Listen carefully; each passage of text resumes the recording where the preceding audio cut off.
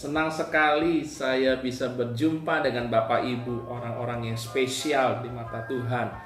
Malam hari ini kita boleh bersyukur kepada Tuhan buat Bapak Ibu, saudara-saudara saya kasih di dalam Tuhan. Saya boleh kembali menyapa Bapak Ibu dalam media sosial ini. Dan Bapak Ibu, di tangan saya ada benda yang saya katakan benda yang ajaib.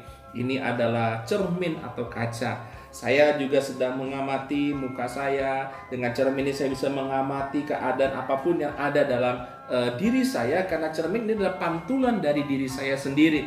Dan benda ini adalah benda wajib yang ada di rumah Bapak Ibu.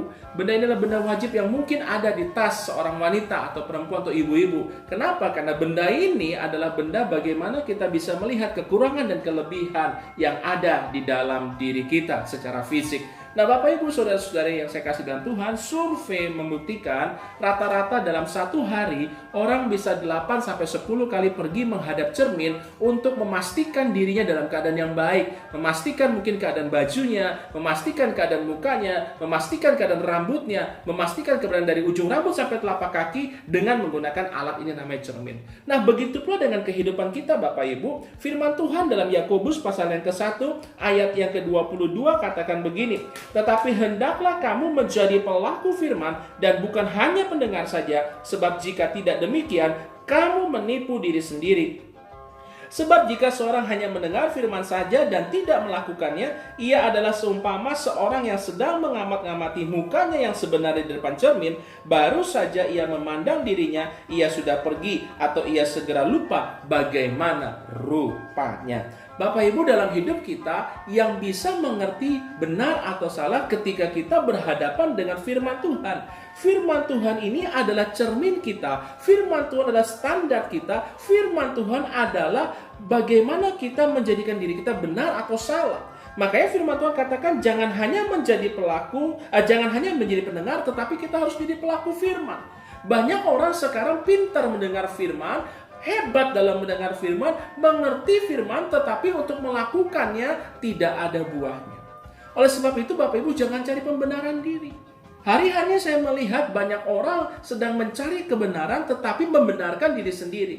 Kita sebagai anak-anak Tuhan, kita sebagai anak-anak Tuhan harus bisa melihat kebenaran. Kita harus setiap hari bercermin, yaitu dalam firman Tuhan. Makanya hari-hari ini Bapak Ibu, kita harus setiap hari membaca firman, kita harus merenungkan firman, kita harus senantiasa menggali firman. Dari situlah kita tahu apakah diri kita benar, apakah diri kita salah.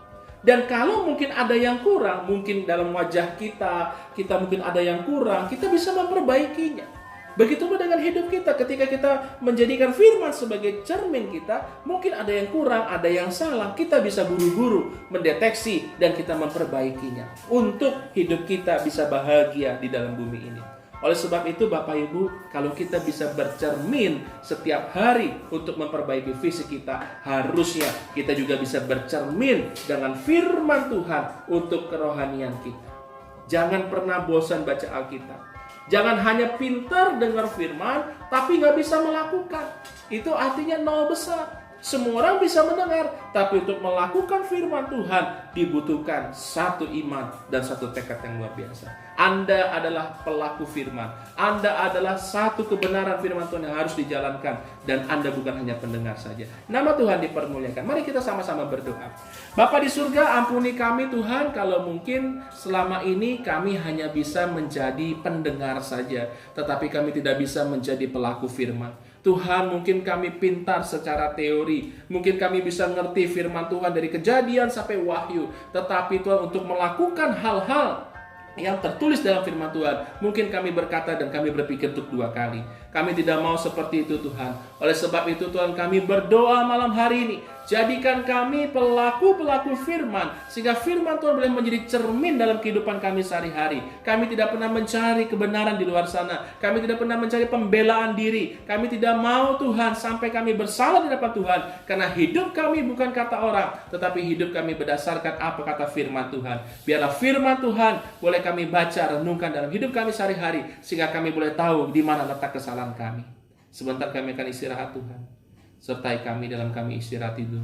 Dan besok kami boleh bangun dengan tubuh yang sehat, dengan kekuatan daripada Tuhan. Nama Tuhan dipermuliakan. Dalam nama Tuhan Yesus kami berdoa. Haleluya. Amin. Kalau Anda bisa memastikan tubuh jasmani Anda dengan sebuah cermin, pastikan juga tubuh rohani Anda. Pastikan juga kebenaran firman Tuhan menjadi cermin dalam hidup kami, hidup kita sehari-hari. Nama Tuhan dipermuliakan. Shalom, Tuhan memberkati.